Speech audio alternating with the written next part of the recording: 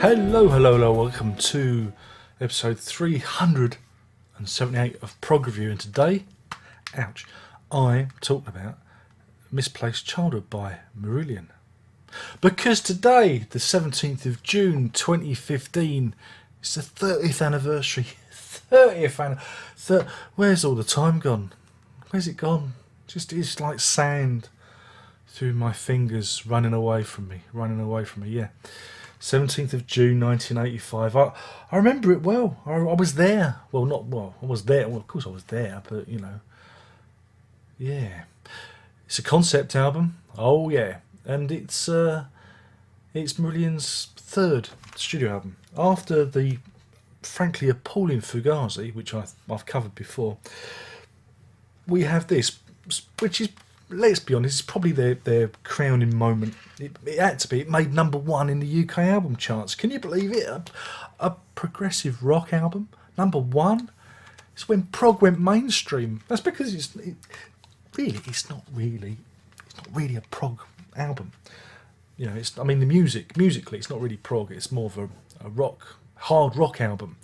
But all the songs are threaded together. You see? Yeah. It's going to get 5 fucking jesters out of 5. So I don't know why bother pretending. Why bother pretending? That's it. Review's over. Shall we just stop now? Shall we? But yeah, it's 41 minutes and 17 seconds. Produced by Chris Kimsey. The band vastly improved their sound over the appalling Fugazi album, and listen to it because I've just listened to this again. It holds up. It holds up well considering it's a product of the 80s. It doesn't sound particularly like a 1980s album. I'm not saying it's particularly timeless, but it hasn't got some of the cliches that you get with 80s recordings. Again, lots of songs strung together. Very, very, very clever. Very cleverly done. Music. It's the music that's actually the strong part. It's the music that does all the hard work. The lyrics are, I've got to be, because I've had a problem. You know that Mr. Dicky, he don't like me. He's threatened me not to go to any of his concerts and that. Good job he's retiring. What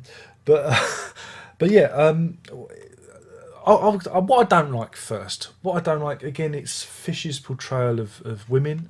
They're either easy or they're prostitutes, or they're not in love with him. I always have that problem. Again, it's a very masculine album, very masculine. A bit like Clutching at Straws. Clutching at Straws, I think I've done that one before, haven't I? Do remind me. Again, that takes the male psyche and looks at it through a certain character's eyes. This, again, Fish was riffing. He's riffing. He found his niche and he's riffing. Though obviously Clutching at Straws came after this, but he analysed the male psyche. Because what you got here, I like to think my analysis is, there is like one character, but it fragments off into other aspects of malehood. From the Wide Boys, from Hearts of Lothian to the Lord of the Backstage. There are various aspects of the male persona, and we're dealing with Peter Pan complex again. Neverland, there you go, that's a good one for you. Marillion again, but yeah, that's why Misplaced Childhood, Peter Pan, men. Alex is right down here. He's right under my feet. If you hear any burps or farts or funny noises, it's the dog. It's not me. You all right, mate? Oh, he's not feeling. You're not feeling well. You want a little fuss? Oh, poor old boy. That's put me off my thread. So again, it's paranoia. It's someone reflecting on your lost love with Kaylee. Again, Kaylee the hit It's a pop song, perfect pop song. It's got the riff, it's got the lyric, it's got the chorus. Perfect pop song. Lavender, an old nursery rhyme. Writes itself, has a familiarity about it because we already know the words dilly dilly. And then the album gets interesting with Bittersweet, and again the stories. Again, you have various like almost vignettes. This is how I see it. Of sorry about this. You have various vignettes of stories of of romance and love, and like I say, man having an illicit relationship, and I'm making a fuss of the dog here whilst doing a review. This is new. You're right, mate. You feeling a bit insecure? Oh, very rarely comes for a fuss, old Alex. He's a tough old boy. Yeah, so you get various aspects of the, like I said, the mouse psyche, from the overtly sexual boys, wide boys scoring. Oh no, he's making a run for it. Okay, Alex. He's a funny mood. I'm really being put off here, and now you're going back under again. Is there a storm coming? Are you worried? Sometimes it can be like this if there's a bad storm coming. You know what dogs are like. This is the worst prog review ever. I had such high hopes for this. I had it all up here, and he's put me off.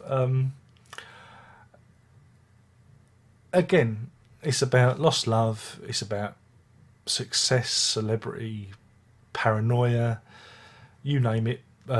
Mourning for a colleague who's gone, who's fallen. Again, there's Fish. He supposedly wrote the lyrics whilst under the influence of acid. Draws on various autobiographical references to the album, which again I think that's what gives it a much better, for me, a much better resonance than Clutching at Straws. With Clutching at Straws, again very male, but I felt that it was just mired in self-pity, and you get to a point where you go, oh, for fuck's sake, man, pull yourself together.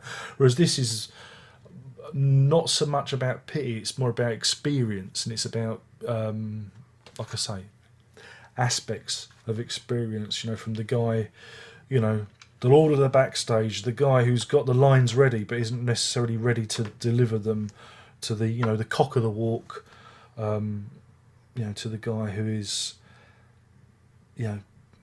like I say, doing the perimeter walk. There's a lot going on there. It's interesting. But again, what Fish does is he borrows from other artists. Was it the Hissing of Summer Lawns? That's Joni Mitchell. Ashes Are Burning, Renaissance. Rain Over Me. That's blimey, Quadrophenia. I'm So Far Out, I'm Too Far In. Plague of Lighthouse Keepers. Bible Black, Ian Leon. That could be Starless and Bible Black, or it could be Dylan Thomas, Under Milkwood. Childhood's End, Randagraph Generator. The love song. Did I write that love song? Backwards reference, exophoric reference to his own song, Script for a Jester's Tear. He's always he's referencing lots of other people, so it gives the lyrics a familiarity, a literacy to them. Some could say he's boring, but all art is theft. I'm gonna let him off for this. I think it gives the words an added dimension, and also it's good to pick out the references. And yeah, I mean it fits together really well. The music does an awful lot of the heavy lifting, providing a lot of mood and tone. I'm thinking like Blind Curve and Espresso Bongo. I love that bit. Dun, dun, dun, dun, dun, dun, dun. Just love it. The music's there, and it resolves itself with with a question. There's enough ambiguity there. to keep you wondering, and that's what we like about a good concept album. Always keep the audience guessing. My main bugbear, and it's always bugged me for as long as I can remember, is White Feather. What the fanny is that song doing at the end of the album?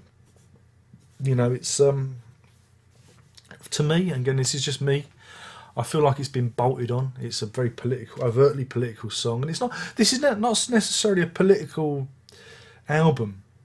You know, it's very personal. You know, I mean, you can see with Clutching at Straws, the character sees things going on in Europe that he doesn't necessarily like, and you can understand where the politics comes from. But from here, you know, with White Feather, the politics just comes out of nowhere, and it kind of leaves you a little bit, you know.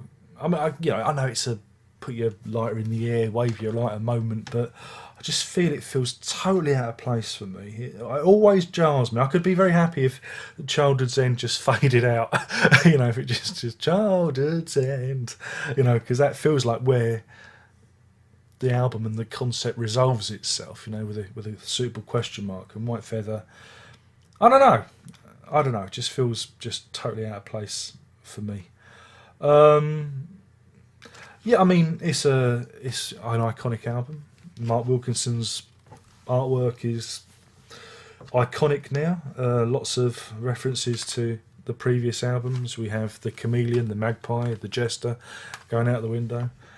References to rainbows, pot of gold at the end of the rainbow, the poppy indicating possible drugs, or even a sexual connotation, depending on how you interpret your flowers these days. The chameleon, she chameleon. You just spend your time just looking at the artwork. Yeah, I mean, it is Marillion 1's finest hour. Is it their best album? You see, there's two Marillions, isn't there? There's this Marillion. For this Marillion, yeah, I think it's their best album. But I've got a lot of time for Afraid of Sunlight, which I think I've bleated on about before. But this is good fun. An endearing memory of this is one night this is when I first started stepping out with the missus way back in 98, I guess it must have been. It was about the time that Fish announced his departure, and we'd gone to a party. It was some sort of family party or something, I can't remember. But anyway, the parents-in-law, they weren't the parents-in-law, they were parents then, but they're parents-in-law now, were giving us a lift home, and it was a fair distance, and the dad put on Radio 1, and it was the Friday Night Rock Show, I believe, with good old, I think, yeah, Tommy Vance it would have been, and he played there was a live version of this. I guess it must have been from the La Gazzaladra album, and in the dark, just going home in the car, in the dark, it was quite moody. It had an impact. Again, sometimes seen, you know, and the dog's on. Why are you so shivering, mate? Why are you shaking? Sorry, I've got a shaky dog here. Oh well. I'm losing it. This is what you come here for. This is what you. So yeah, sometimes, you know, the mood can be affected, and that was very good. Listen to it with the lights out. That's what I say. Yeah. So yeah, 30 years, Misplaced Childhood. It's amazing. I can't believe it made it to number one. I can't believe it's not butter. But yeah, it's a good album. I doubt Mr. Fish will ever forgive me for my review of his last album. But yeah. Yeah, but there you go. So that's that then. That's that. If you haven't got it, you should own it. It's one of those kind of essential ones. Especially if you're not familiar with the Marillion, you'll like this because it's fairly safe. You know, it's not scary music. It's good old fashioned melodic hard rock. No difficult time signatures. You know, it's fairly straight ahead stuff, with a nice little story that most of us fellows can relate to. Oh, she doesn't love me anymore. Why is my life so shit? You get the idea. I've done the rating already, so I don't need to do it again. 5 white feathers, 5 jesters, 5 magpies, 5 poppies, 5 rainbows, you name it, 5 of whatever it is, because it was amazing to get such mainstream success. And with that, I'm off. I've been talking about Misplaced Childhood because today, this very day, this very moment, this very second, this very hour, it's the 30th anniversary of this album. And I've done my piece to honour it. And that's it. Only one more thing to say. And you know what that is. Prog on. Email.